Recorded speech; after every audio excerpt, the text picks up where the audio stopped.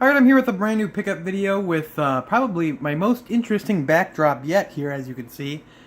This was where my shelves used to be, these were my shelves used to be. Right now, all of my games are in boxes, and my shelves are in the other room, as we are putting new flooring in this room, getting ready to paint this room, and the other room, actually my new room, my expanded room here, has flooring in it. The walls are going up, the drywall's up, and it is a work in progress that is going all right so far. If you weren't aware, I am renovating my game room, so videos might be a little bit spread out the next few weeks to a month, hopefully, no more than that.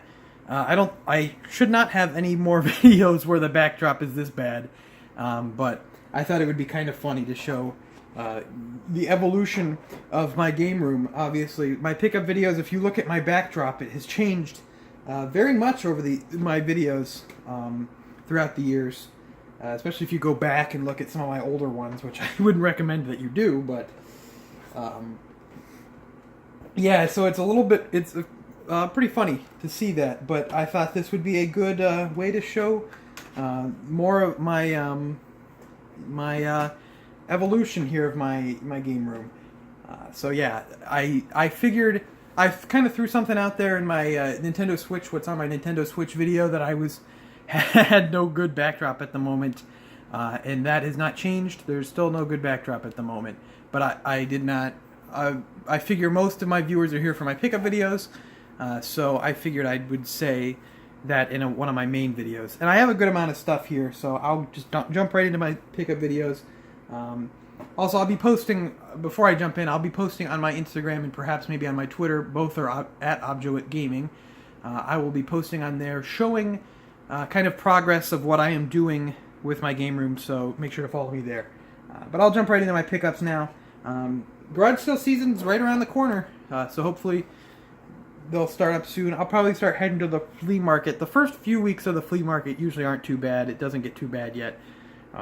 So I'll probably start doing that, but mostly I have a few pickups from like antique stores and stuff, but most of my finds are actually from the exchange.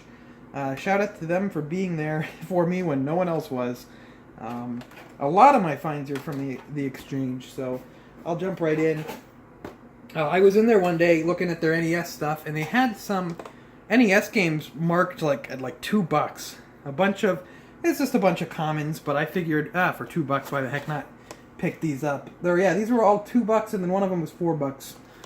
So we got here Tag Team Wrestling by Data East. I had the manual with it too, so great to see for only $2.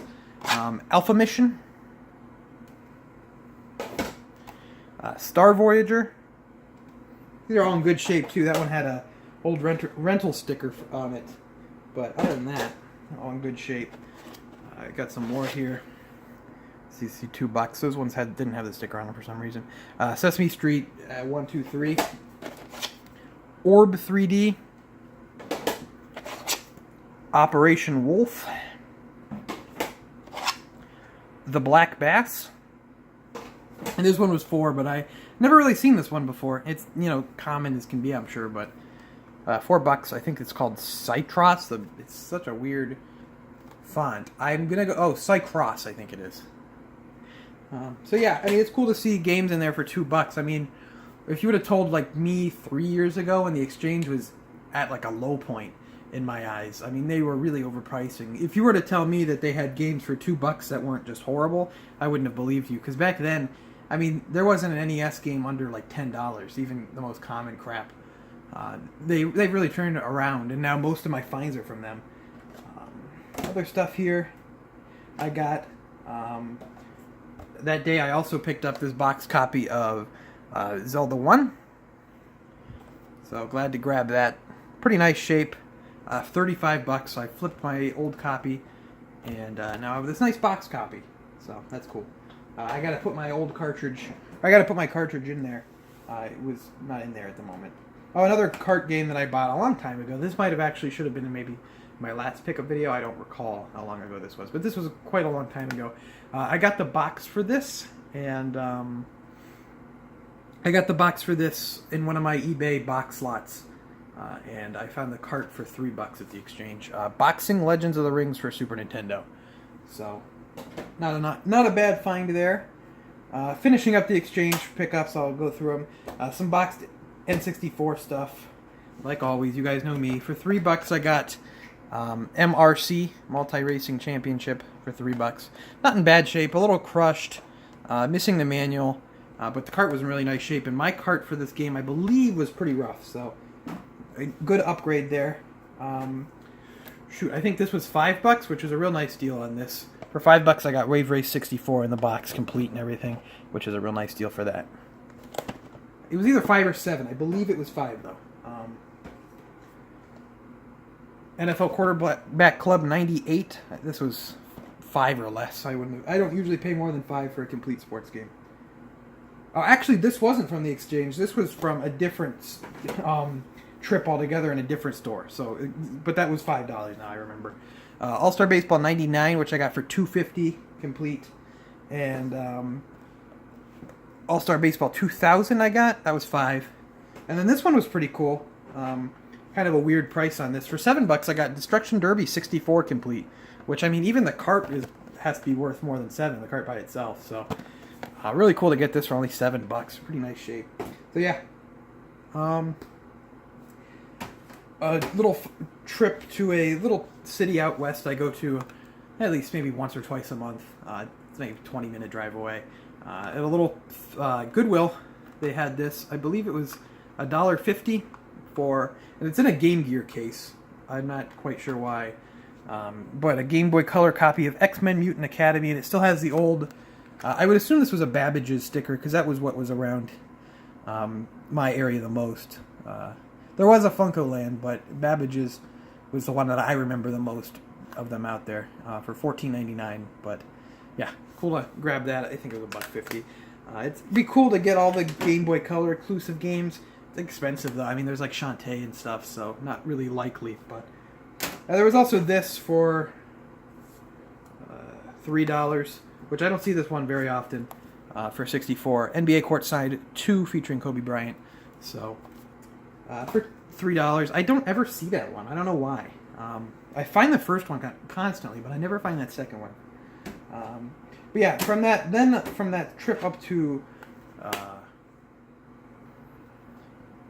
Cleveland that I mentioned earlier, my dad found this on the Goodwill auction for real cheap, and it was in Cleveland, so we picked it up instead of paying the ridiculous shipping and handling fees. I don't use the Goodwill auction. He's the one that uses it, and if he finds anything on it, he'll show it to me, but I don't use it myself. But every time I see they're shipping it, it just bewilders me how they think that that's worth that much to ship that.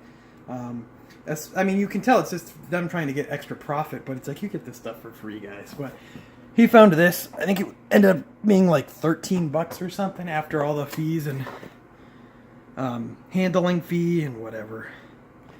But a complete Donkey Kong Jungle Beat. And it has the bongos and everything. I have Donkey Konga complete. So I just need Donkey Konga 2 complete. But he went up there to get that. I had to work, so he just went up and got it. And he hit a couple stores up there and picked up a few cool things.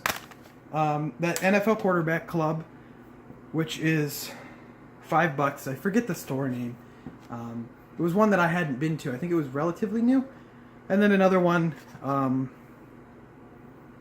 was he picked up at another store, which I think was CD Game Exchange. I think I know what this store is.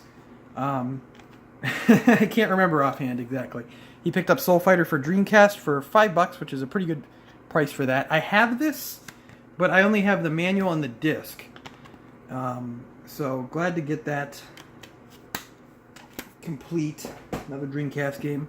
Then he just picked this one up because I always look for PS1 stuff, especially cool PS1 stuff. So he picked up Pocket Fighter as well for PS1.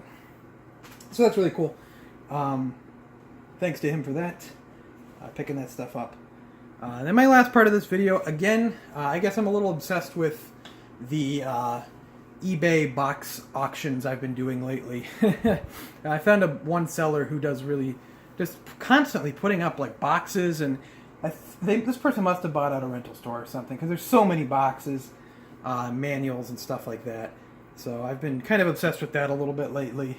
So I bought a bunch of boxes in an auction, and the most I paid, I think, was $2 for one of them. I think this one right here, I think I paid like $2.50 for. SimCity here. I can't remember. I should have looked before, but I don't know. But the rest of them I only paid like 99 cents. I bid and then was completely uncontested in my bid, so I'll go through them here. Super Black Bass. So more Black Bass. I got another Black Bass for NES. This one I'd never seen before. This game looks so weird. I had to get it. And I'm sure it's not even anything interesting, but the box art is just Mecha Robot Golf. I mean, doesn't get much better than this box art and that name. So I'd never seen that game before. Williams Arcade Greatest Hits. Super Battleship. Home Alone. And The Hunt for Red October, which apparently is a Super Scope game, or you can use it, but it's not. You don't have to. So that's cool. Yeah, all those. I mean, I don't think I paid more than 99 cents for many of those. I don't think of any of them. So that was cool.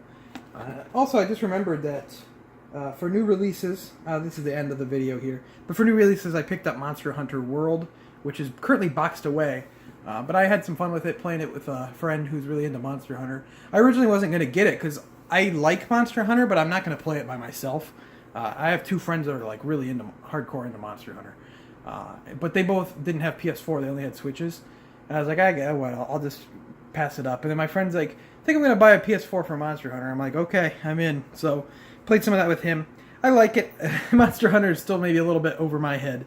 I'm kind of an idiot, but it's fun. New Monster. This is what Monster Hunter needed for me though to get more into it, because I played Generations and 3 on the 3DS and everything, and it's like I can appreciate it, but man, playing it with those controls on the little 3DS with 240p screen, it's like, but playing it on this, I'm like, this is ridiculous. This looks so good. So yeah, I mean, it's such a huge step up. I'm playing on a regular PS4 and it runs great, but such a huge step up. Sorry that I didn't have my copy of the game for to use as a little display there, but I don't know. It's kind of been a disaster, this game room. As you can see, I'm doing a video with a blank wall behind me. But yeah, thank you for watching. Leave a comment with what you picked up lately or anything like that. Leave a comment with what you think I should do with my game room. Should I do a video kind of detailing how I'm setting it back up or something along those lines? But either way, follow me on Instagram and Twitter at Objo Gaming. You can see some updates on how the things are going with it. It's going to be slightly bigger, but it's going to be also nicely rearranged and everything. So everything's not going to be as cluttered. Everything's not going to be... I'm going to hopefully get better shelves and all that. So hopefully it'll look pretty nice when it's all said and done. And I'll do a game room tour as soon as the whole thing's finished up. So I'd like to thank you for watching. Make sure to leave a like if you enjoyed. Comment if you... Comment. Again, comment. I mean, who doesn't love a good comment? Subscribe if you're not already subscribed. I'd like to thank you for watching. I'll see you next time.